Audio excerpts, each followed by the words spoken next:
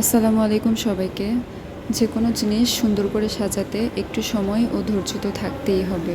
কারণ যে কাজ যত ধৈর্য ও সময় নিয়ে করা যায় সে কাজটা তত বেশি সুন্দর হয়। আমাদের হাতে করা প্রতিটি চুড়ি অনেক সময় ও ধৈর্য নিয়ে বানানো হয়। এই হাতে করা চুড়িগুলো তৈরি হতেও বেশ অনেক দিন সময় লাগে। তাই আপনাদেরকে অনেক করে রিকোয়েস্ট করা হয় যারা অর্ডার করবেন দয়া করে হাতে সময় রেখে অর্ডার করবেন। আবার অনেকেই আছে অর্ডার করার পর ইনবক্সে তাড়া দিতে থাকে কবে চুড়ি পাঠানো হবে, কিন্তু সত্যি বলতে এভাবে তাড়া দিলে আমাদের থেকে আপনাদেরই বেশি লস। হয়তো আপনাদেরকে যে জিনিসটা বানিয়ে পাঠাবো সেটা মানসম্মত হবে না বা দেখতে ভালো লাগবে না। তাই অবশ্যই হাতে সময় রেখে অর্ডার করবেন। আর আমাদের কিন্তু পুজোর অর্ডার নেওয়া হচ্ছে, তাই যারা যারা অর্ডার করবেন দয়া করে 20 সেপ্টেম্বরের মধ্যেই অর্ডার করে ফেলবেন। এইবার একটু তাড়াতাড়ি পুজোর অর্ডার ক্লোজ করা হচ্ছে, কারণ আমার হোস্টেল 25 তারিখ থেকে অফ দিয়ে দিয়েছে। তো আমি বাসায় যাওয়ার আগেই আমার সকল কাজ এখান থেকে শেষ করে তারপরে যেতে হবে।